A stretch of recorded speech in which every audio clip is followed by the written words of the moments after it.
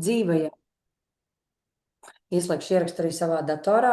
Tad šodien vēl viena tiešraide pie manis ir ciemiņš, Aija Pugačevska. Aija ir divu meitiņu, brīnišķīgu meitiņu mamma. Šodien mēs runāsim par tādu tēmu kā bērnu veselība, jo es pat esmu mamma, man ir 5 bērniņi un būtībā caur bērna ciešanām savā ziņā es esmu nonākusi līdz veselības tēmām, jo mans vecākais dēls, tad pirmais dēls piedzima 2012. gadā, un viņam strauji pasliktinājās veselība tieši 2 mēnešu vecumā. Es domāju, daudzi apmēram saprot, kas notiek 2 mēnešu vecumā, kādas ārējās manipulācijas ir un ko jāpārcieš imūnsistēmai tikko dzimušam bērniņam. Es tolaik neko no tā visa nesapratu, un ļoti, ļoti strauji attīstījās visi notikumi. Burtiski dažu dienu laikā aizgāja ciet deguns, elpceļi, tūska degunā, mandeles ļoti lielas, adenoīdi, visi elpceļi vienkārši bija cieti, un zīdainim 2 mēnešu vecumā nebija iespēja krūti zīst, jo viņi neelpo caur muti, viņi tikai viss notiek caur deguntiņu. Tur bija steigā medicīniskā palīdzība pie loriem bērnu kliniskajā slimnīcā. Tāda manipulācija kā deguna skalošana ar fizioloģisko šķīdumu. Man bija jātur nabiņa, lai neplīst tur viss tur ārā, jo viņš bļāva tā kā traks, var sakot, ļoti nepatīkama procedūra zīdainim, lai dabūtu to degunu vaļā. Un mēs sākām braukāt pārstiem, tas vēlās tā kā tāda sniega bumba, un apmēram 1,5–2 gadu vecumā tika nosaukta diagnoze, jo medicīna strādā pēc diagnozēm. Var sakot, bronhiālā astma vidējā formā uz alerģijas pamata. Un alerģija tieši degunā, elpceļos. Alergologs apgalvoja, ka visas proves ir negatīvas. Būtībā alerģijas nav, bet fizioloģiski mēs redzam, ka degunā cilvēkam ir visu laiku tūskas. Mums draudēja adenoīdu operācija, katru gadu par to tika runāts. Es vienmēr atstāju līdz pēdējam un kaut kā cerēju, kad viss pāries pats. Bet, var sakot, kā mēs dzīvojam līdz bērna 8 gadu vecumam, bija ļoti bieži slimnīcas. Visi rotavīrusi beidzās slimnīcā pie sistēmas, jo mājās vemšana nekad neapstājās, mēs netikām galā. Ļoti hroniski bija vidusauss iekaisumi, ļoti hroniski bija laringīti, klepi.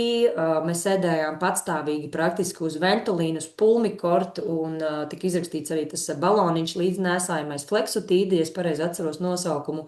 Vibrocil, Nazonex, Bresko, Koldargans. Var sakot, bija ļoti, ļoti daudz medikamentu mājās, un mēs ļoti citīgi ārstējām bērnu, jo es ticēju ļoti medicīnai, zinātnei, kad viss tur ir tā kā jābūt, un ja ir antibiotikas, tad jāizdzer visu kursu, jo tikai tas var palīdzēt, un mēs nonācām tur, ka līdz pat 8 gadu vecumam mēs nenonācām nekur, jo ar katru gadu mans bērns palika slimāks un slimāks un slimāks. Ja? Un pagrieziena punkts mūsu stāstā bija šie 8 gadi, jo es sāku darīt kaut ko citu. Tagad, es gribētu dot vārdu tev, pārslēgties uz tevi. Es gribētu, lai tu padalies ar savu šo pieredzes stāstu par bērnu veselību, kam savukārt jūsu ģimene ir izgājusi cauri. Kaut ko drusciņi zinu, bet nepilnībā es būšu pateicīga, ja tu padalīsies. Kā jums bija ar šo veselības tēmu meitiņām? Jā, sveiki visiem! Paldies Elīnai par uzaicinājumu uz šo ļoti, ļoti vērtīgo tēmu par bērnu veselību. Klausoties tevī, tavā stāstā, jāsaka, ka mans ceļš bija arī ļoti, ļoti līdzīgs. Mana vecākajai meitai šobrīd ir 14 gadi, bet, kad viņa piedzima, viņai arī uzreiz bija šis deguna aizlikums.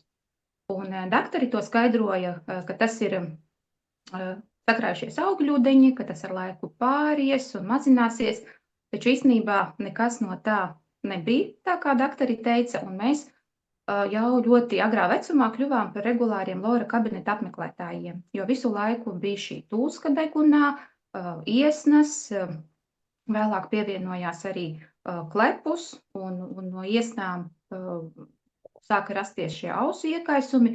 Un es, protams, arī uzticējos ļoti klasiskajai medicīnai, darījām visu pēc ārstu rekomendācijām, lietojām jau diezgan agrā vecumā visus šos deguna pūšamos.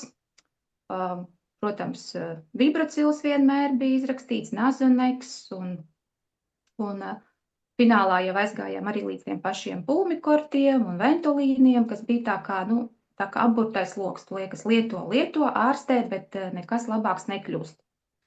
Un tā kaut kādos, manuprāt, 3 gadu vecumā viņai izoperēja adenoīdus, pēc tam viņai kaklā parādījās tāds tā kā krekšķis. Un gājām atkal uz Lora kabinetu, nu tā kā palielinātas mandales, noteikti jāņem ārā, ka tas krekšķis ir no tām mandalēm, ka viņas tur skarās un kairina kaklu. Un, protams, izgriezām arī tās mandeles, visu klausam kā pēc ābeces. Bet, jā, pēc šīs operācijas meitai ļoti sāsinājās, viņai radās tādi ēšanas traucējumi, jo pēc operācijas teica, nevar ēst neko karstu, neko gabalainu, viss ir jāblenderē, siltā temperatūrā jādod, un viņai sākās, ka reāli viņa nevarēja normālu ēdienu apēst, viņai vajadzēja visu blenderēt, un finālā, nu, viņai pilnīgi bija grūtības norīt ēdienu. Un tad es taisīju visus šos kartupeļu bieziņus, zirņu biezputras, un tagad viņa uz to ēdienu vienkārši vairs neskatās, jo bija tas periods, ka viņa, nu, praktiski ēda tikai šos 2 ēdienus, un tik briesmīgi tas viss bija. Un sapratām, kad visi šie Loru kabineta apmeklējumi, pēc tam mums tika arī ieteiktas ausu trubiņas likt regulāri, jo ausis gāja ciet, krājās šķidrums, un protams, veicām arī tās operācijas. Un reāli bērns, nu, visu bērnību viņš tika vadāts pa ārstu kabinetiem. Plus vēl tika izmeklēts arī uz kuņģa skābēm, jo tas kakls tā kā kairina, kuņģi pārbaudījām. Nu, tā kā viss kārtībā. Finālā sapratām, ka tas viss jau sāka tā kā uz nervu pamatu izpausties. Tad mums pavisam nevainīgi izrakstīja nofēnu, palietojiet, pavērojiet, ja mazinās tā, tad tur ir vainīga tikai nervu sistēma. Nu, jā, uz to brīdi tā kā viss samazinājās tās problēmas un sūdzības. Sapratām, nu jā, ka tiešām ir vainīga nervu sistēma. Tā mēs sākām lietot to nofēnu. Bet visrakākais periods mums sākās tieši, kad bija visi šie Covid laiki, mājasēdes. Tad šī nervu sistēma meitai, nu, burtiski sabruka. Viņai sākās šīs panikas lēkmes, ka viņa nevarēja aizmigt, sāka kristies svarā. Nu, vienkārši tāds ļoti, ļoti šausmīgs dzīves periods. Un tad es sāku saprast, ka man ir jāsāk meklēt kaut kāds cits ceļš. Man vienkārši zuda uzticība ārstiem. Un arī runājot par tām pašām ausu operācijām, kad regulāri no gada gadā man tiek ieteikta viena un tā pati metode, kas, nu, pilnīgi nestrādā. Un mans bērns kļūst ar vien slimāks un narkozes, un tas viss iedarbojas uz nervu sistēmu, uz viņas augšanu. Un tad es sapratu, kad ir jāķeras pie citiem līdzekļiem. Un, jā, sākām attīrīt bērna organismu, sākām stiprināt nervu sistēmu dabīgā veidā. Un, jā, 10 gadu vecumā viņa izrakstīja šos antidepresantus, 2 gadus viņa lietoja. Sapratu, ka tā turpināt nevar, ka kaut kas ir jāmaina. Vai viņai palīdzēja vispār antidepresanti? Jo nofens tas ir tā kā laikam ievads, un tad, ja nu tur paliek sliktāk, nu tad mēs tad tos antidepresantus, ja, bet antidepresanti tie jau ir tādi diezgan nopietni medikamenti ar blaknēm un piereduma efektu. Jo viņi noņēma to sāsinājumu, bet ilgtermiņā tāpat meita nejūtās labi. Un es sapratu, ka es negribu viņu vienkārši ar šīm ķīmiskajām zālēm indēt, jā. Es saprotu, ka tas finālā var rezultēties ar pavisam veidīgām beigām, ja, kad, nezinu, paliek bērns kā dārzenis, ka viņam vairs nekas neinteresē, pazūd šīs emocijas, ka tas vienkārši apslāpē, nu, šo mazo organismu, ja, neļauj viņam būt tādam, kādam viņam vajadzētu. Un sapratām, jā, ka īstenībā šis dzīvais ūdens un dabas nutrienti dod daudz labāku efektu, it sevišķi, kad bija runa par šīm tādiem ļoti sāsinātajiem satraukumiem, ja, kad uztaisām koncentrētu dzīvā ūdens glāzi, un tad tu jūti, kā viņai pilnīgi izmainās elpošana, kad viņa aizmieg, jo, nu, tās naktis bija vienkārši trakas, bija jāguļ blakus, kamēr viņa aizmigs, un tieši tā ūdens glāze, plus klāt antioksidants, viņai palīdzēja reāli nomierināties. Tad, protams, dažādi dabas vielu ekstrakti, un tad vēl paralēli es iemācījos arī tādu enerģētisko masāžu, kas iedarbojas uz 32 punktiem galvā. sapratu, ka tas arī ļoti labi strādā, jo viņš noņem to saspringumu, kas ir krājies, nu, jo bērns jau nevar tak izlādēt tās savas emocijas, tos pārdzīvojumus. Un tad tādā atslābuma fāzē tas viss tā kā, nu, sāk atkāpties no tās galvas, no tām visām, nu, tiem smalkajiem ķermeņiem, kā teikt. Un tas ir arī tāds ļoti labs palīga līdzeklis. Nu, lūk, un šobrīd, jā, esmu priecīga, ka praktiski aptiekas medikamentus vispār nelietojam. Mums ir dabas vielu aptieciņa, un meita jau var teikt, ir pieaugusi. Viņa pati saprot, kad viņai vajag iedzert šos dabas nutrientus. Viņa tā kā pati kontrolēt šo savu pašsajūtu.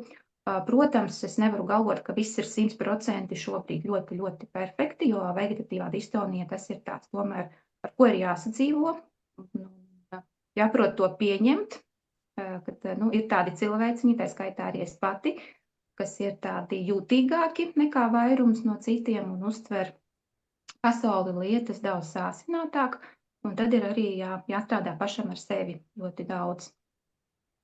Bet, nu jā, man ir prieks, ka es esmu izgājusi no tā purva, kurā mēs bijām tik daudzus gadus, tik ilgi staigājām pa šiem ārstu kabinetiem. Bija dakteri, kas pieņēma burtiski līdz vēlai naktī, bija lielas rindas. Es pilnīgi apbrīnoju to mediķu darbu un attieksmi pret to, jā.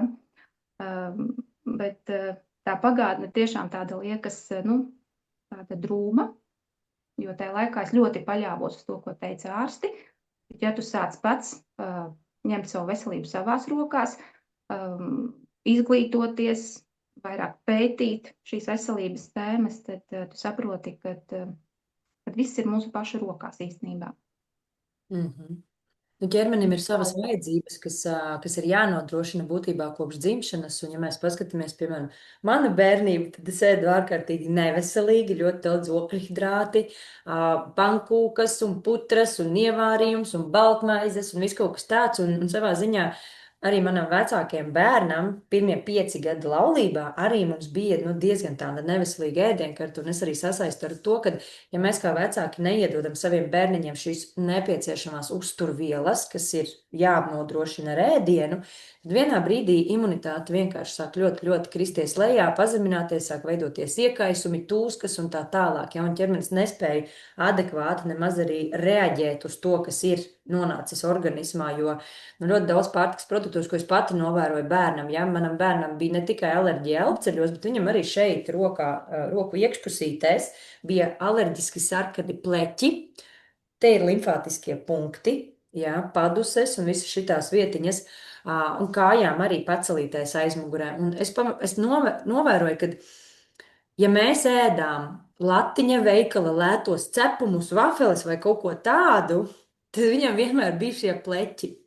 Un vienmēr šajos pārtikas produktos bija tāda viela, jo par produktu to nevar nosaukt, kā hidrogenēti augu tauki. Daļēji hidrogenēti, pilnīgi hidrogenēti, kas būtībā ir transtaugskābes. Tātad tās ir mākslīgi radītas transtaugskābes, kuras ir paredzētas, lai rūpnieciski varētu tas pašas vafeles cepumus daudz ērtāk ražot, jo šīs taukvielas nav šķidras, viņas ir tādas biezākas, tāda labāka konsistence priekš iekārtām, ja? Bet tas ir kaut kas, kas nav nepieciešams mūsu bērnu veselībai, un ja tev nav šīs zināšanas par uzturu, palielam tu nemaz nezini, ko tu savam bērnam dod, jo visi mēs domājam, vecāki mēs domājam, ja mēs to nopērkam pārtikas veikalā, tad tas ir ēdams. Bet mūsdienās ir nonācis tik tālu, ka pārtikas veikalā apmēram 80% no pārtikas nav lietojami uzturā, jo tas rada iekaisumus, alerģiskas reakcijas, nervu sistēmas uzbudinājums, starp citu saldumi, kuriem ir E129, vēl tur kaut kādas 5 kopā ēvielas, kas rada uzbudinājumu nervu sistēmai, vispār smadziņu darbības traucējumus, ja, un vecākiem nav šo zināšanu, un savukārt uz veikaliem ar lieliem burtiem nav rakstīts uzmanīgi, bīstams tavam bērnam nepērc, ja, tur ir otrādāk. Mēs nesen ar vīru atradām, bērns bija nopircis skolas kafejnīcā tādas mazu kastīti ar konfektēm zemeņu. Es pirmoreiz mūžā redzēju, ka tik mazi burti, ka es nevaru izlasīt, ka reāli bija jāņem lupa. Un Viņi ļoti ir garš saraksts, vai ne? jā, ļoti garš saraksts, un praktiski visas tās ēvielas, ko es minēju, ir 6 kopā ēvielas, kuras Eiropā ir klasificētas kā bīstamas bērnu veselībai, bet viņas drīkst lietot pārtikas produktos, ja tur ir rakstīts, ka tas ir bīstami. Bet ar šitādiem burtiem to nevar izlasīt, un bērni nelasa. Un vecāki nevar ieraudzīt, kas tur rakstīts, ja nav līdzi lupa reāli. Ja? Un reti kurš vecāks šobrīd veikalā pērkot kaut ko bērniem, tiešām lasa, iedziļinās un pievērš tam uzmanību. Un es pieļauju, ka tev bija tieši tas pats stāsts, kas man, kad nebija sakārtota uztura sadaļa. Plus vēl nonāca līdz tām mandelēm, kad ir jāēd tiešām tikai ogļhidrāti, jo zirņi ir proteīns vismaz, jā, zirņu putras, bet, nu, kartupeļu biezens, piemēram, ja mēs tur nepapildinām ar daudz sviesta un olām, tad viņš arī ir tukšie ogļhidrāti, un, ja cilvēks dzīvo tādā ilgā periodā ar totālu resursu trūkumu, kad nav tās uzturvielas tajā ēdienā, jo daudz arī nēd visu kaut ko, tikai makaronus, tikai cīsiņus, jā, un vienkārši nēd, un vecāki ir pat bezspēcīgi reizēm, tad ir jāsaprot, ka kaut kurā brītiņā nogļukos viss organisms, sāksies trauksmes, kad nervu sistēma iziet no ierindas vai hormonālas pārmaiņas, kad hormonālā sistēma nestrādā labi, tur liekais svars un vielmaiņas traucējumi, jā. Mhm. Iekaisumi hroniski, jo, nu, 21. gadsimtā, diemžēl, mūsu bērni ļoti saskarās ar ķīmiskām vielām, un savā ziņā es gribētu pievērst uzmanību, ka medikamenti tomēr ir viena no šīm kategorijām, kur ir šīs ķīmiskās vielas sastāvā, jo es esmu lasījis ārkārtīgi daudziem medikamentiem izcelsmi, no kā ir radīts šis produkts, kas ir aktīvā viela, un apmēram 90% no visiem medikamentiem ir sintētiski ražoti medikamenti no naftas atvasinājumiem. Un man bērns arī ir ļoti jutīgs, tāpat kā tavējais. Tas nav stāsts tikai par nervu sistēmu, tas ir par jutīgumu vispār uz apkārtējo vidi. Ne tikai psihoemocionāli, bet reāli uz ēdienu, uz piedevām, kas ir ēdienā, uz piesārņoto gaisu, kas nāk no ārpuses, uz dažādām manipulācijām, kas nes smagos metālus. Krāna ūdens ar smagiem metāliem. Ja? Tad visa apkārtējā vide burtiski ietekmē, un viņiem organisms vienkārši kliedz, ka te kaut kas nav pareizi, jo imūnā reakcija, jebkurā vietā, ausis, deguns, kakls, ja, tas ir organisma mēģinājums atbrīvoties no kaut kā, kas imūnsistēmā ir lieks. Vai tas ir vīrus, vai tā ir baktērija, vai tie ir toksīni, kas jau ir mūsu DNS šūnās, mūsu proteīnos, un ķermenis sāk pats sev līdz ar to uzbrukt, ja. Nu, lūk, tā kā ļoti, ļoti interesantas tēmas ir tieši par mikrobiomu, imunitāti un medikamenti, diemžēl, jā, mūs arī noveda tur, kad 8 gadi, un tev joprojām ārsts saka, izveidosies imunitāte un tad paliks labāk. Uz katru gadu. Tur pabeigs dārziņu, tur pabeigs kuru tur klasi, viss pāries pats no sevīm, bet, nu, varbūt kādam tā ir, bet mūsu gadījumā man bija sajūta, ka tiešām paliek arvien sliktāk. Paliek sliktāk. Jā, būtībā bērni paliek praktiski atkarīgi no medikamentiem, kas ir pats smieklīgākais ventulīns un pulmikorts. Viena no blaknēm šiem medikamentiem ir astma. It kā mēs ārstējam astmu, elpsveļu problēmas, bet tāpat laikā blakne ir astma. Un ja bērnam nekad nepāriet astma, lietojot šos medikamentus, es domāju, vairāku gadu griezumā nepāriet astma. Es nerunāju par to, ka nedēļa painhalējies un palika labāk, ja? Bet ja gadu griezumā nepāriet, tad jautājums, vai tās jau nav medikamentu blaknes. Jo mēs lietojam tik bieži šos pūšamos un par nelaimi, lai gan ārsts toreiz pasniedz, ka par laimi jums mājās ir tas, kā viņu sauc, aizmirst, kā to aparātu sauc, inhalators. Ja? Par laimi jums nebulaizers, laikam. Par laimi jums mājās ir tas aparāts, ja, un arī pārējiem visiem bērniem, kad viņi saslima, viņi rakstīja ventolīnu un pulmikortu. Ir vai nav diagnoze, kā klepus, tā arī šie medikamenti. Ja? Un man bija pat tāds periods, kad man bija 4 bērni, es gaidīju 5. vēl. Negaidīju vēl, man liekas. Man bija 4 bērni, un visiem vienlaicīgi bija izrakstīts ventolīns un pulmikorts, vecākajiem antibiotikas, kaut kādi deguna pūšamie. Tagad iztēlojieties šo ainu, kas ir ļoti daudzām māmiņām ikdiena. No rīta ventolīns, pēc 15 minūtēm pulmikorts visiem 4. Ja? Pusdienlaikā visiem ventolīns, visiem 4.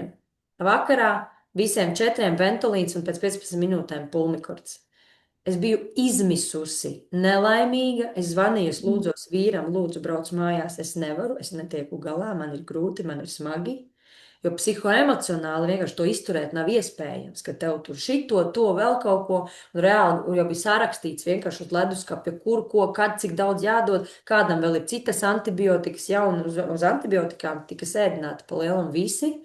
Netaisot analīzes, nepierādot, ka ir bakterioloģiska infekcija, jo antibiotikas nestrādā uz vīrusiem, tā strādā tikai uz baktērijām, un arī antibiotikām ir diezgan šaurs spektrs parasti, ne uz visām baktērijām tas strādā, vēl tas ir jāsaprot, ja, bet mana pieredze bija, ka tā kā bērnam bija bail no injekcijām un analīzēm, nekad netika veiktas analīzes, lai konstatētu, vai tiešām ir nepieciešams izrakstīt antibiotikas. Kā ausis, tā tikai antibiotikas. Kā ciet viss kakls, tikai antibiotikas. Praktiski nebija īsti citu variantu, jo mana pieredze rādīja, ka viņam īsti nekas tur baigi nepalīdzēja, kā man likās.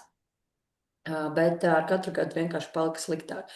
Tajā brīdī, kad mēs, līdzīgi tā kā jūs, uzsākām organismu attīrīšanu, un pilnīgi es biju sasmēlusies, baigi daudz drosmi, jo es uz sevi biju pārbaudījusi, kā tas ir, ka tu atbalsti savu organismu attīrot un atslogo no liekā toksiskā sloga. Un es biju pārliecināta, ka man ir jāpamēģina uz vecāko bērnu, ne uz visiem, ne. Es uz vecāko sāku testēt un eksperimentēt. Pagāja 2 mēneši, un es secināju, ka viņš neslimo. Tie bija tikai 2 mēneši, un turklāt tas bija rudens.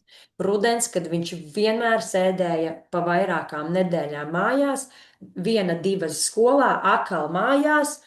Vārdu sakot, tas bija ļoti traki. Es nepārspīlēju, vidēji 4 līdz 5 reizes gadā stabili bija antibiotikas. Pārējā laikā bija ventolīns pulmikorts un vēl tur kaut kas degunam, bet visu laiku bija pilnīgi ciet deguns. Un viņš pat sāka elpot tikai pa muti. Un mums jau ir nepareizs sakodiens, kas arī ir ļoti saistīts ar to, ka mute ir vaļā, mēle nestāv tur, kur viņai jābūt, te sākas izmaiņas, un tad jau visā sejā sākas izmaiņas. Tad tur, var sakot, es esmu šo tēmu pētījis tik dziļi, ka tu saproti, ka tā vispār nedrīkst būt, ja, ka visu mūžu elpo tikai pa muti, jo tur viss ir ciet. Vai arī šie tēmi. Tavegils, ja, un zirtegs, kas ir pretalerģiju preparāti, kas ir antihistamīni. Tad, kad es izlasīju, ko nozīmē antihistamīns, kā viņš strādā organismā, man pielica, ko es visu mūžu esmu darījusi ar bērnu. Kā bērnam ir alerģija, tiek izrakstīta antihistamīni, kas bloķē histamīna izstrādi organismā, kā rezultātā imūnā reakcija īsti tā kā neparādās līdz galam, samazinās tā tūska vai lokāli uz ādas tas pleķīts, tā kā izskatās, ka tur viss ir kārtībā. Bet tas ir tāds salūzis mehānisms, jo imūnā reakcija rodas daudz dziļākā līmenī, un histamīns ir viela, kas signalizē, ka ir problēma, ir iebrucējis ķermenī, uz kā rezultāta tiek izdalīts histamīns. Un, ja mēs gribam strādāt ar cēloni, histamīns nozīmē, histamīna tātad neutralizēšana nozīmē simptoma aizvākšana, nevis cēloņa meklēšana. Un ja mēs visu laiku uz savu problēmu lepējam plāksterus un atsakamies ieraudzīt problēmas būtību, tad par izārstēšanos nevar būt vispār runa nekad. Būtībā nekad. Ja mēs nenovēršam tos cēloņus, tad... Jā, un tad kādā brīdī sadegās šīs sarkanās lampiņas. Jā, un to lampiņu ir tik daudz, ka tu jau vairs nevari atslēgt tās lampiņas. Deguns, ausis, elpceļi, jo sākās viss ar ko? Ar klepiem pa lielam. Vai ne? Nu jums, klepi. Nu, sākās ar aizliktu degunu vispār, jā. Pa lielam jums ir tieši tas pats. Es jau vispār tā esmu aizdomājusies par to, kāpēc jau, kad uzreiz bērniņš piedzimst, jau viņam sākās tas garais slimošanas ceļš. Un tagad liekas, ja es būtu tos gadus atpakaļ, jā, es pieļauju, ka tur bija arī iesaistīta mana organisma piesārņotība. Ja es jau būtu sevi sagatavojusi laicīgi, es pieļauju, bērniņš piedzimtu pilnīgi ar citu pašsajūtu, citu veselību, bet toreiz jau trūka tās zināšanas. Runājot par šito no personīgās pieredzes, kad es gaidīju ceturto bērniņu, jau trešo bērniņu gaidot, man bija nagu sēnīte. Man vairs nav, es esmu arī no šīs atbrīvojusies, bet man bija nagu sēne, un kas ir pats interesantākais, ka ceturtais bērns piedzima ar pilnīgi deformētu vienas kājas pirkstiņas nadziņu, un izskatījās, ka tā ir nagu sēne. Tad māmiņa gaidību laikā nodod bērniņam visas savas dāvanas, un ja tas ir neattīrīts organisms ar baktērijām, ar sēnēm, vīrusiem, parazītiem, protams, arī bērniņš to visu saņem, jā, tāpēc bieži vien piedzimst jau piesārņots mazais ķermenītis, jā, un tad citreiz saka, ka kā tad tā bērns ir tikko dzimis, ar ko tad viņš tur baigi ir piesārņojies. Un Otrs, šīs alerģijas, atopiskie dermatīti, tas otrs tāds faktors, ļoti klasiski. ko es novēroju, es nezinu, delikāta tēma, es nezinu, kā viņu pateikt, nepasakot, var sakot, tiek veiktas manipulācijas kopš dzimšanas, kas arī reaģē daži bērni, ja, ne visi, bet daži reaģē. Respektīvi, mans jaunākais dēliņš, piektais pēdējais, nesaņēma nevienu manipulāciju līdz 10 mēnešu vecumam. Un tā kā man vēl 4 skolēni un bērnu dārza bērni, viņi nesa mājās tur vīrusus, visādus baktērijas, visu kaut ko, rotavīrusu tajā skaitā. Bērns jaunākais līdz 10 mēnešu vecumam neslimoja nekad un ne ar ko. Es nebiju iejaukusies viņa imūnsistēmā tos 10 mēnešus.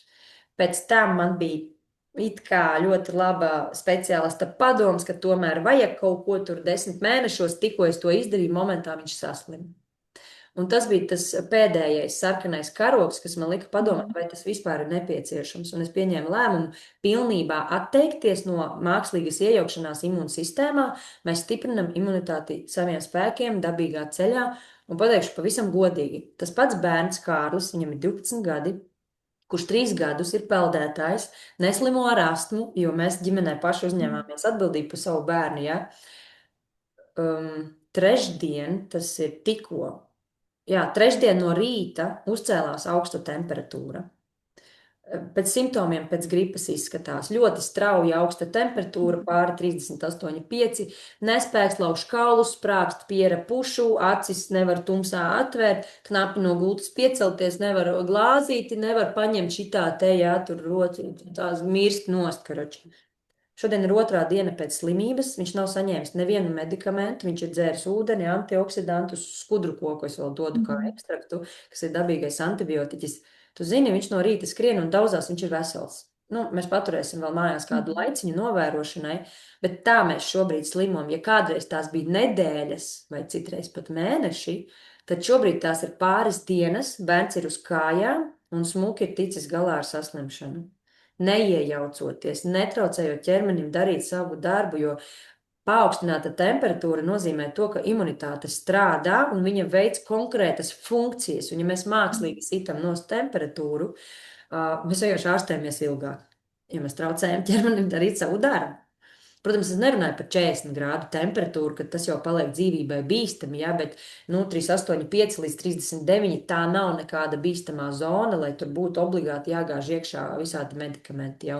Un mums bija kādreiz, mums bija paracetamols, mums bija nurofēns, kā kastā nurofēns, sāp zobi nurofēns, tur vēl kaut kas nurofēns. Jaunākais bērns no tā visa nedabūja neko. Es pat nepamanīju, kā viņam zobiņi nāca. Nu, baigi nekas nesāpēja, ja godīgi.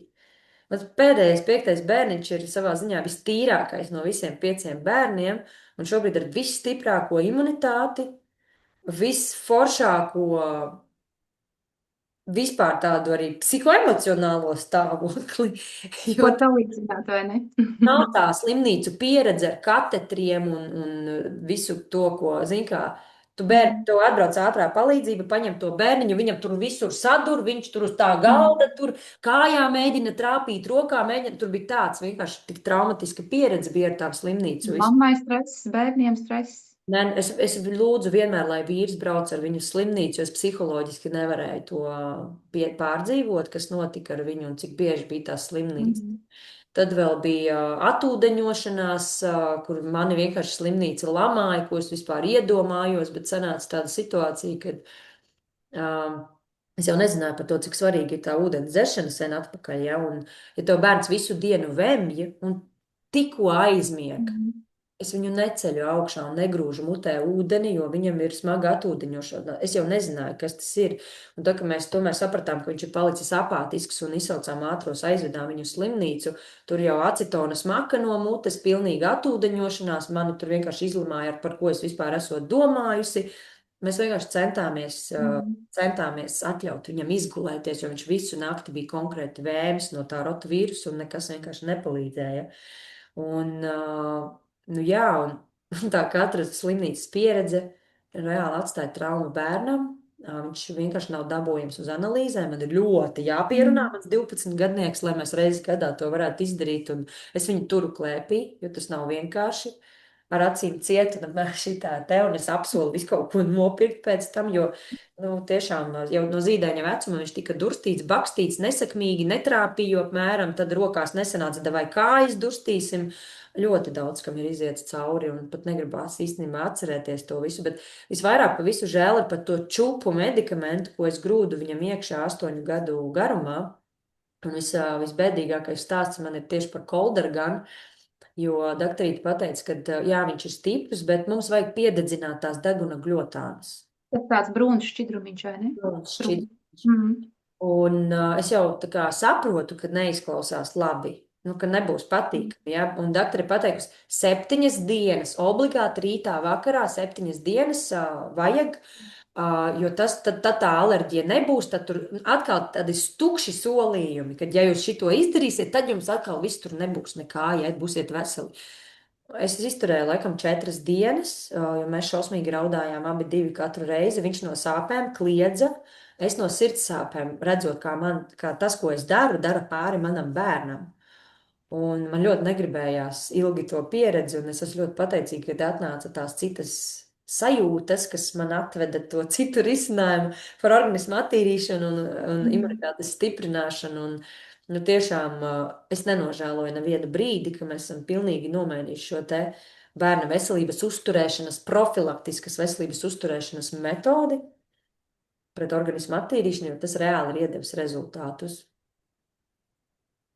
Jā, gluži mana pieredze. Mhm. Nu, lūk, tā kā. Bet šobrīd man liekas, vēl tik daudzi to nezina un iet pa tām vecajām metodēm un dod tos medikamentus Mhm. un nav gatavi ko mainīt, tā liekas. Jo jāsaprot laikam, jā, ka katram pienāks savs tas brīdis, kad tie visi saguris no tā visa un runas par to, ko tur raksta, ko citi saka, tu vienkārši ej dari un mēģini. Un pēc tam tikai saproti, ka jā, ka tas bija tas pareizais. Mhm. Jā, nu es arī esmu Tā ļoti kaut daudz kā, jā. domājis, kāpēc cilvēki nedzird. Nedzird, netic, nedzird, neklausās, jā, un es esmu pārstājusi kādu pārliecināt šajās tēmās, bet tāpat tās ik pa laikam ir jāpaceļ šīs tēmas, jo ir kas sadzird un ir kas sadzird ar fantastiskiem rezultātiem. Cilvēki iziet cauri savai konkrētai pieredzei. Un es esmu ļoti pateicīga šai pieredzei, kas ir bijusi gan man, gan manam bērnam, gan manai ģimenei un vīram arī kopā. Ja?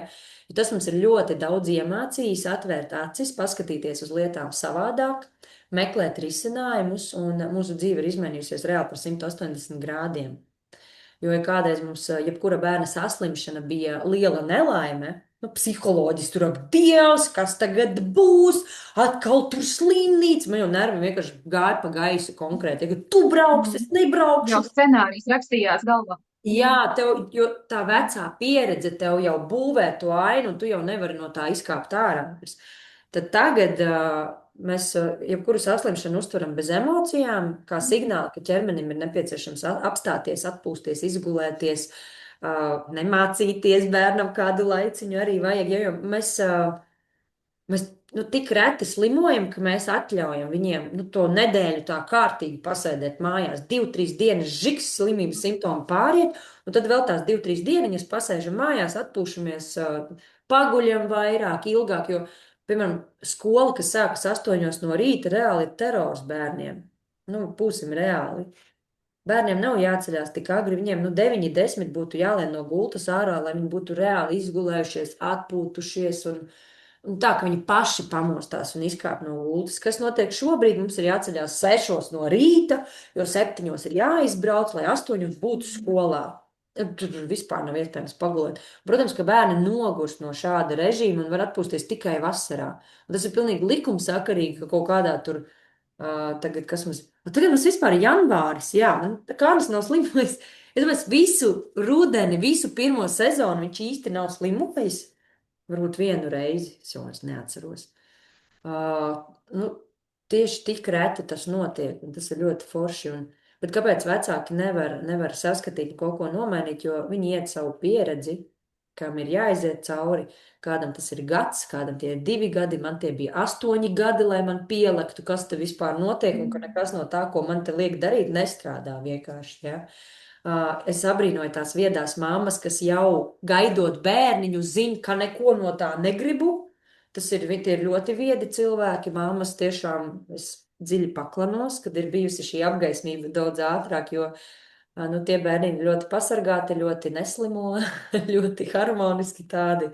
Es pazīstu ļoti daudzus un teikšu godīgi, tad, kad es jautāju savam medicīnas speciālistam, vai ir praksē bez manipulācijām bērniņi, man atbilde bija, ka jā, ir, un viņi praktiski neslimo. Es esmu pateicīga savam ārstam, kas godīgi ir iedevis šo te atbildi ar saviem novērojumiem un kas neuzspiež man kaut ko darīt pret manu gribu, jo nu, viņa pati redz medicīniskās grāmatiņas, un viņa redz, ka mēs atbraucam reizi gadā pēc analīžu nosūtījumiem vai pēc slimības lapām, kad es pati esmu izlēmusi viņus paturēt mājās. Ja? Es esmu ļoti, ļoti pateicīga arī šiem ārstiem, kas dara savu darbu, bet netraucē man darīt savējo kā vecākam ģimenē. Jo ir tādi, kas ļoti uzbāzīgi uzspiež ar varu un ar manipulācijām, kad ir tikai un vienīgi šis ceļš, un tikai un vienīgi tā, un savādāk nekādīgi, ja, bet es esmu par informētību, par atvērtību, ka mēs pastāstam gan riskus, gan iegūmus, jo bez medicīnas nevar. Medicīna mums ar tevi palīdzēja tad, kad mēs nezinājām, ko ar saviem bērniem darīt. Nu, palīdzēja taču īslaicīgi, vai ne? Bija akūta krīze, mēs aizvedām, tur kaut ko uzlaboja, un tad tā kā mēs varējām braukt mājās, ķipa tā, ka viss ir. Bet tas, ka tas vēl un vēl atkārtojas, un atkal ir tas pats scenārijs, un atkal. Tā bumba veļas arvien lielāka, jo vienai problēmai sāk pievienoties citas, un tad tu saproti, nu, ka vispār jau ir jau.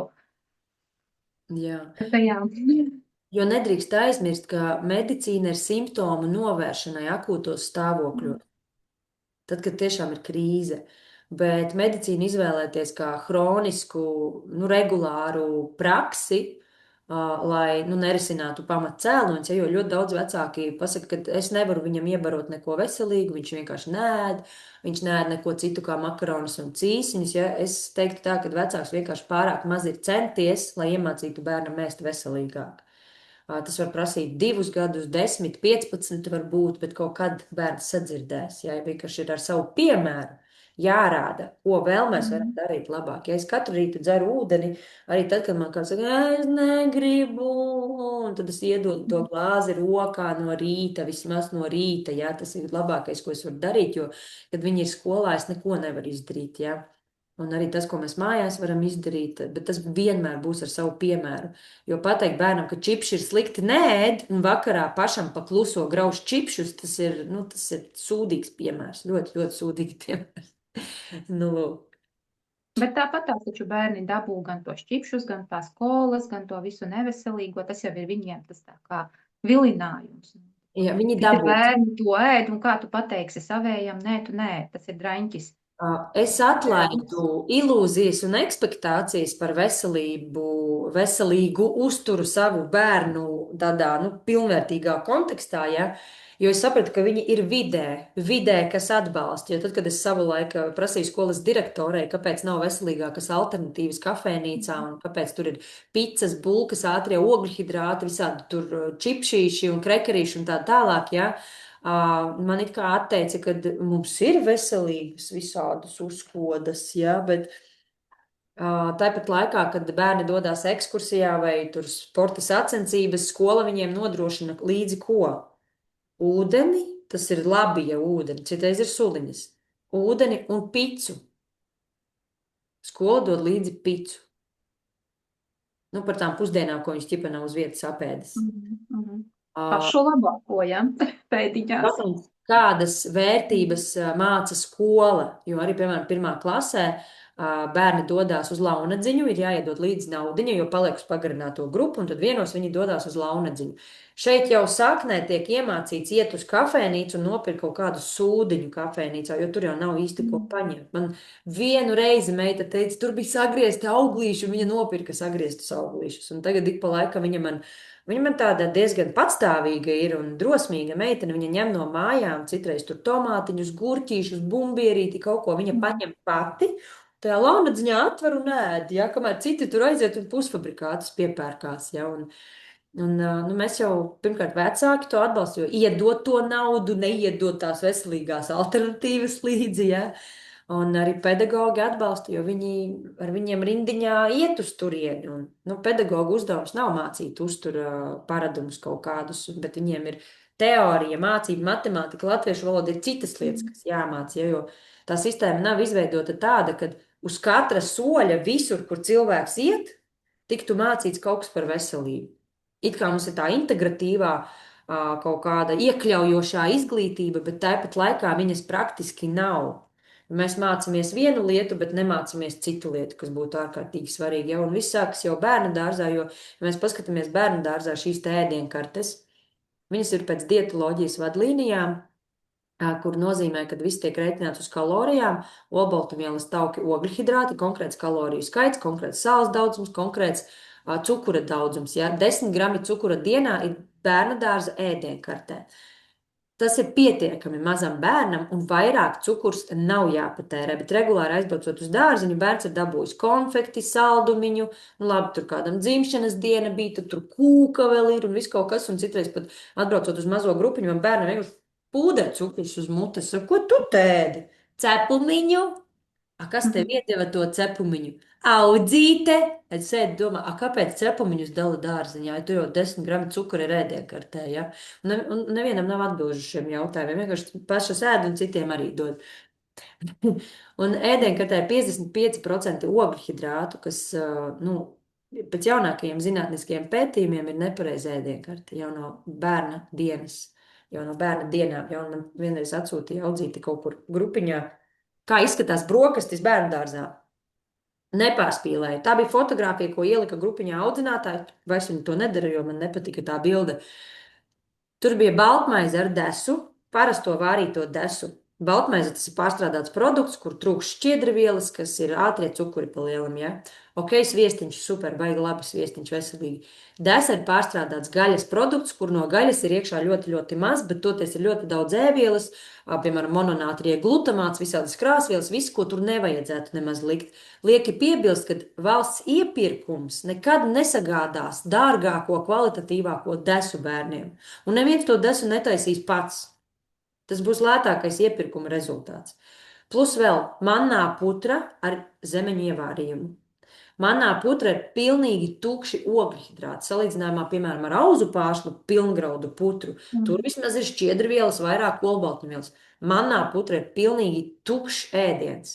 Ievārījums pilnīgi tukšs ēdiens. Tā ir ilūzija, ja kāds domā, ka ievārījumā ir C vitamīns no odziņām. Vārot tur nekā vairs nav. Tur tikai puse uz pusi ogas un cukurs, ja?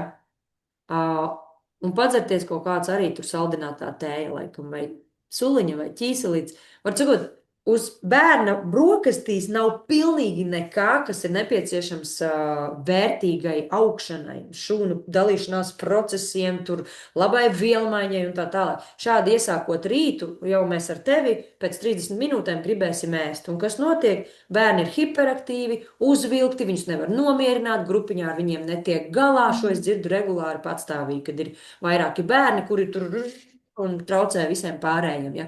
Tāpēc, ka uzturs jau no pamatiem ir pilnīgi un galīgi garām. Tieši tas pats ir ar pusdienām, fiksās kaut kādas tur dārzenīšu zupiņas ar cīsiņiem iekšā, starp citu sagrieztiem cīsiņu gabaliņiem. Nu, ja pāanalizē ēdienkarti, tad tas vispār nav par veselību, tas ir tāds minimums, nu, lai cilvēks varētu izdzīvot. Bet izdzīvot nenozīmē dzīvot pilnvērtīgi un kvalitatīvi. Ja, un ja mūsu bērni ar šādu ēdienkarti dzīvo no bērna dienām, plus vēl vecāki to pašu mājās taisa, ja, un trūkst olbaltumvielas un tauki, tad rezultātā, protams, mums ir slikta imunitāte, mēs sākam slimot, sākās deģeneratīvi procesi, imunitāte vienkārši ir izmisumā, kas te notiek, man nav resursa, jo, lai būtu resursi, vajag, starp citu, B grupas vitamīnus vajag, D vitamīnu vajag, omegas ļoti vajag, lai iekaisuma procesus mazinātu, ja, bet diemžēl bērni ar uzturu to vienkārši nesaņem. Ja. Tā kā mēs kā mammas varam ļoti daudz vēl sakārtot, uzlabot, ir kur tiekties. Un runājot par to, ka bērni dabūna sūdus, mēs regulāri attīram organismu, skalojam bērnus, vienkārši darām labāko, ko varam izdarīt, jo sūdus viņi dabūs pa dzīvi vienmēr, līdz tam brīdim, kad paši kļūst tik apzināti, ka paši izvēlēsies atteikties no tām lietām. Ja? Kamēr bērni nekļūst apzināti, vecāks var piespiest ar varu, tur izlocīties, kā vien viņš grib, dot kastīti līdzi ar pusdienām uz to skolu un nedot tur naudu. Viņš tāpat dabūs, kur tos sūdus noēsties, un tad būs vēl sliktāk. Ja? Tāpēc labākais ir vienkārši par to runāt, būt klātesošam, izglītot, stāstīt, un ar laiku bērni arī paši pieņem labākas izvēles. Es redzu, ka mans ieguldītais darbs manā ģimenē jau atmaksājās. Tas nenotika uzreiz, kad pēkšņi tur kaut kādas pārmaiņas, ja, bet bērni sāk pievērst uzmanību, kas ir sastāvā. Mums mājās nav gāzētie dzērieni vispār, tas ir kā likums, ja, jo tas ir tīrs cukurs smadzenēs, uzreiz tur vienkārši aiziet. Bet kaut kādas piciņas, bulciņas, kaut kas tāds vēl tiek nopirkts, jā. Nu, paši, kam ir kabatas naudiņas, ka tas vēl laika jautājums sakārtot šo visu. Jā, bet mēs zinām, kā tos raņķus izvadīt ārā, nevis viņiem krāties, vai ne? Tieši tā, un ko darīt ar to visu. Un vēl viena lieta, par ko ārsti nerunā, MTHFR gēna bojājums, par ko ļoti ārsti nerunā, vispār kas tas tāds apmēram ir. Ja mēs cilvēce masveidā sāktu testēt cilvēkus uz šī gēna bojājumu, mēs atklātu tos cilvēkus, kuri ir īpaši jutīgi uz ķīmiskām vielām, uz ķīmiskām manipulācijām, uz kontrastvielām, uz medikamentiem, izraisa blaknes un tā tālāk un tā tālāk. Ko nozīmē MTHFR gēna bojājums? Tas ir evolūcijas gaitā radies gļuks, kas ir ļoti daudz cilvēkiem, no tiem, kas testē apmēram, tā ir tāda provizoriskais cipars, apmēram 40% cilvēku ir pozitīvs. Tas ir liels skaitlis. Tātad, ja es būtu zinājusi, ka manam bērnam pirms 12 gadiem ir MTHFR gēna bojājums, es izlemtu nelietot vispār nekādu ķīmiju, viņam pat nebūtu sākusies alerģija. Viņš būtu pilnīgi vesels visus šos gadus. Tā kā man šo zināšanu nebija, man nebija iespējas arī uzzināt neko par to visu, ja tas man atnāca tikai tagad, es varu par to runāt priekš citiem, ka tas ir svarīgi. MTHFR gēna bojājums nozīmē to, ka akna ļoti slikti sintizē B grupas vitamīnus, bet B grupas vitamīni ir vitāli nepieciešami aknu labai darbībai, lai ķermenis tiktu attīrīts. Līdz ar to cilvēkiem ar šo gēnu bojājumu var būt traucēta organisma attīrīšanās tāda efektīva spēja. Un sāk vielas krāties organismā, un ar gadiem sāk visādas tur reakcijas notikt, viss kaut kas, ja tie ir tie īpaši alerģiskie bērniņi, cilvēki ar autoimūnām saslimšanām, tie, kam ir blaknes, tie, kam ir reakcijas dīvainas, ja, un tā tālāk, un tā tālāk. Un man caur klientiem ir pierādījies, ja tie, kas iet un testējās, kuriem ir visas šīs te reakcijas, tie saucamie jutīgie cilvēciņi, ja. Tie ir tie jutīgie cilvēciņiem, tas ir apstiprināts, var sakot, gēnu līmenī, kad ir tie tādi ģenētiski savādākie cilvēki, kuri, es saku, viņi ir tā kā tādi kanāriju putniņi, kas parāda sabiedrībai, kur ir mūsu lielākās problēmas un pie kā ir jāstrādā. Kāpēc kanāriju putniņi, jo ogi reči kādreiz kanāriju putniņus ņēma līdzi uz raktuvēm, kad viņi pārstāja dziedāt, gāze bija izplūdusi un bija visiem jābēg.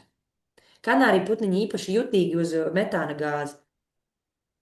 Un šie cilvēki ar MTHFR gēna bojājumu šobrīd cilvēcē ir šie kanāriju putniņi, kas rāda par daudz ķīmijas, par daudz tas, šitas vēl kaut kas. Pievērsiet lūdzu uzmanību. Ja mums ir slikti, iespējams, ka jums arī paliks slikti, ja jūs nepārtrauksiet, visu laiku gāzt sevi iekšā ķīmiju. Ja? Un tieši tas arī notiek. Ja arī cilvēkiem, kam nav MTHFR gēna bojājums, ar laiku arī viņiem ir organisma piesārņotības pazīmes.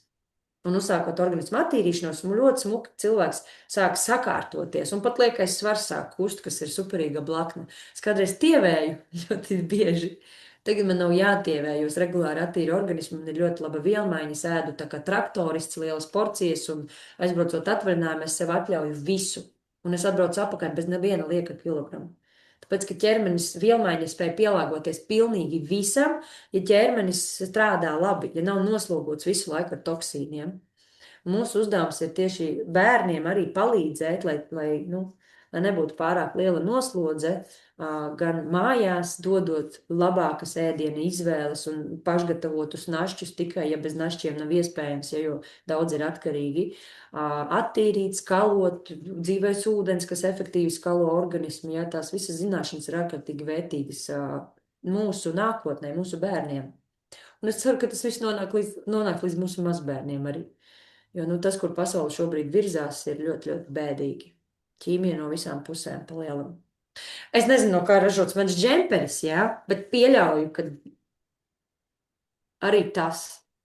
Pannas ar teflona virsmām, smagie metāli ūdenī, smagie metāli visur, kur ir tie metāli, jā. Es pērku tikai eko šmeko, cik nu var atrast, bet tas nav 100% eko. Man ir 99% tīrs roku krēms. Un arī kosmētika ir tā lieta, no kurienes mēs ļoti piesārņojam savu organismu. Ja, un ja mēs tur tēmu iztirzājam tā ļoti plaši, tad reizēm cilvēki saka, tad vispār kāpēc dzīvot? Viss ir tik Ļoti slikti. kaitīgi. Bet divas galēgas vietas ir, kad pat raku jau aiziet tajā, kad tur neko tagad nelietošu, ja smirt paduses cilvēkam, nē, es nelietošu neko, ja, jo alumīnijas, smagie metāli, padušu zīmulīšos, jā, antiperspiranti arī ļoti kaitīgi ir, mēs varētu iztirzāt ļoti to tēmu. Otra galējība ir, tad es tāpat es nomiršu, ēdīšu, dzeršu visu, smērēšu visu, ko es te varu sasmērēt virsū, saules aizsarkrēmus ar titāna dioksīdu un visu iespējamo bāzijas virsū, ja. Es esmu par zelta vidusceļu, ka mēs zinām riskus un varam adekvāti paši izvērtēt, ko mēs lietojam un ko mēs nelietojam, un samazināt šos riskus, cik tas ir iespējams. Ja? Es vēl neesmu nomainījis. Man ir teflona pāna, jo es viņu kaut kad nopirku salīdzinoši jaunu, tad, kad man sāka nākt informācija par tām teflona virsmām, cik ļoti man nevajag, ja? Es jau esmu atradusi nākamo pānu, viņa nebūs ar teflona pārklājumu vairs. Tā kā, ar katru solīti mēs varam izdarīt labākas un labākas izvēles tomēr. Tā, baigi gari sanāca, aiet. Var runāt un runāt, vai ne? Es varu. Kad nākamā tēma atkal atver kaut ko jaunu, par ko var runāt. Jā, bet mans aicinājums ir vecākiem sadzirdēt, saklausīt un pamēģināt vienkārši kaut ko jaunu. Es nekad nesaku, ka mana metode ir vienīgā un vispareizākā, jo metodas, kā palīdzēt savam organismam holistiski, ir ļoti daudz patiesībā. Es zinu, man ir klientiņi, kas ar homeopātiju sevi superīgi ir uzcēluši uz kājām arī, ja, ar dažādas garīgās prakses, tas pats akses bārs, tur gan tā, gan nav garīgā praksa, tas vairāk tur ir zinātne arī apakšā, kāpēc ir tie punkti uz galvas, uz ko mēs iedarbojamies, ja, bet darbs ar sevi, psiholoģiski sevi kārtot, arī traumas dziedināt, tas viss ir ļoti, ļoti saistīts, ja, un bērni ir vecāku spogulis, man liekas, līdz apmēram 7 gadiem. Bērni kā švāme uzsūc visu, kas nāk no vecākiem. Negācijas, tur šķiršanās, strīdi. Un tad bieži vien arī nobrūk viņiem tā veselība, jo viņi psiholoģiski pārdzīvo daudzas lietiņas. Jā, arī tas ir svarīgi. Manā gadījumā man bija ar sevi jāpastrādā daudz vairāk pirms 12 gadiem, un es arī jūtu, ka tā ir mana atbildība, ka ar bērnu sākās veselības problēmas, bet tāpat laikā arī bija ķīmiskas vielas, kas nonāca organismā, kas izraisīja strauju alerģisku reakciju. Ja? Kad, parasti strauja alerģiska reakcija nav saistām ar psihosomātiku tik ļoti kā tas, ka tur imunitāte lejā, bieži slimu un šitās visas lietiņas. Tomēr es vairāk pastāvu pie tā, kad vide daudz ietekmē. Tā. Labi, Aija. Es domāju, šodien pie šīs brīnišķīgi pozitīvās nots mēs beigsim. Tādas nopietnas sarunas aizgāja. Par MTHF ar gēnu bojājumu, starp citu, ir vērts notestēt arī meitiņu, kurai ir bijušas šīs reakcijas no medikamentiem, jo To var brīnišķīgi piekoriģēt tieši ar organismu attīrīšanos, tad atbalstīt aknas, lai nav tā toksiskā slodze. Plus vēl B grupas vitamīni ir ārkārtīgi svarīgi šiem cilvēkiem. Un tieši tie B grupas vitamīni, kas ir folātu formā, nevis sintētiskās izcelsmes B vitamīni, bet folātu formas B vitamīni, tādi ir atrodami, tādi ir pieejami. Diemžēl medicīnas vadlīnijās ir sintētiskās B vitamīnu formas, kas bieži vien var pasliktināt veselības stāvokli cilvēkiem ar MTHFR gēna bojājumu. Tāpēc ir bišķīt, jāizpēta pašam šo informāciju tā labi dziļi, lai saprastu, kā sev nekaitēt, jo, piemēram, sieviete ar MTHFR gēna bojājumu lietojot sintētisko folijas skābi, kas ir medicīnas vadlīnijas grūtniecības laikā, risks ir spontānie aborti. Tas ir ļoti nopietns risks, tā kā blakus efekts, jā. Un šodien mēs dzirdam ļoti daudz šādus pieredzes stāstus, kad ir šie spontānie aborti vairākas reizes pēc kārtas, nevar ieņemt bērniņu, un tas ir saistīts ar MTHFR gēna bojājumu, organismu nespēju attīrīties, jo kamēr ķermenim nav piemērota vide, lai iznēsātu bērniņu, viņš vienkārši cenšas pats atbrīvoties. Un tāpēc ir jāpiestrādā īpaši pie ķermeņa tīrības, lai nav šie uzturvielu deficīti, kas ietekmē organismu attīrīšanos tieši. Tā kā, ja kādam interesē, kur notestēt, atsūtīšu informāciju, ir laboratorija Latvijā, kas to dara, maksā diezgan labu naudiņu, 59 eiro šobrīd, no 51 jau cenas ir cēlušās, jo manējie diezgan daudz iet testēties, ja, un ir vērtīgi zināt, man sakot šo informāciju, jo tas izskaidro, kāpēc mūsu bērniem bija tur viss slikti, pārējiem nekā nav, ja? Jā, citi ēd to pašu, jā, un neslimo, un viņiem viss ir kārtībā. Jā, tāpēc, ka mēs neesam visi vienādi, bet savukārt medicīna ir izstrādāta priekš visiem vienādi. Ir visiem vienādas vadlīnijas, visiem vienādi medikamenti, ja? Es nesen arī dzirdēju, kā nācās reanimēt cilvēku pēc kontrastvielas lietošanas, un kontrastvielas lieto pa labi, pa kreisi visiem, nevienu netestē uz gēna bojājumu, neviens nezin, vai cilvēks izturēs vai neizturēs. Vienkārši pa labi, pa kreisi davāja visiem, ja? Un pēc tam ir jāatkačā, un cilvēks jādabūna atkal pie dzīvības, tas nav ok.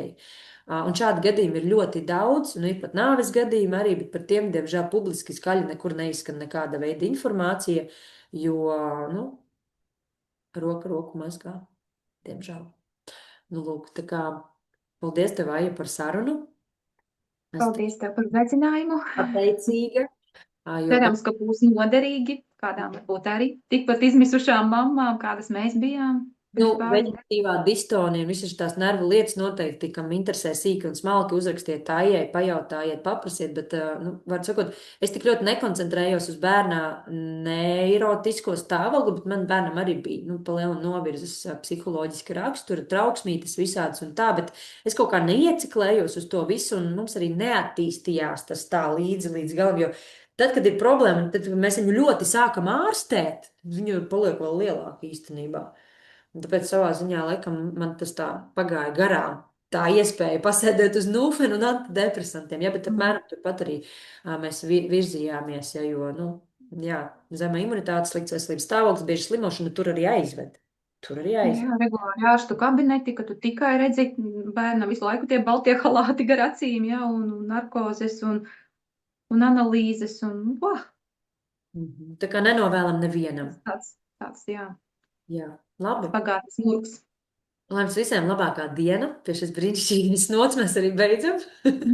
Lai murgi ātrāk beigtos, lai atnāk jauna skaista dzīve, jo ir iespējas, ja tās saskata, ja tās sadzird un var ļoti daudz izdarīt saviem spēkiem. Galvenais vienkārši meklēt informācijas, esmu tūkstošiem pētījumus izlasījusi PubMed mājaslapā, lūdzu, tie ir pavelti pieejami katram, par katru vitamīnu, par katru aktīvo vielu, par katru medikamentu, blaknes arī var lasīt, kādas ir un tā tālāk, ja. Tā kā, jo ātrāk jūs paši katrs kā vecāks sāksiet iedziļināties un pētīt, jo ātrāk būs brīnišķīgi rezultāti. Tieši tik vienkārši.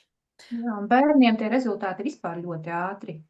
Tad burtiski palieto pirmo mēnesi, jau mammas raksta, jā, mēs skolu nekavējam, dārziņu nekavējam.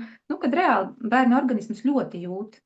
Ja varbūt pieaugušiem vajag ātrāk, kamēr tas viss process aiziet, bet bērniem tiešām brīnumaini ātri notiek tās visas atjaunošanās lietas. Es saku tā, cik cilvēkam gadi ir piesārņots organisms, tik mēnešus apmēram vajag, lai viņu attīrītu. Ja mums ir 40 gadi, tad ir 40 mēneši. Naivi ir cerēt, ka pa 3 mēnešiem var superīgi attīrīt organismu un viss, es esmu dziedināts un viss ir lieliski, ne?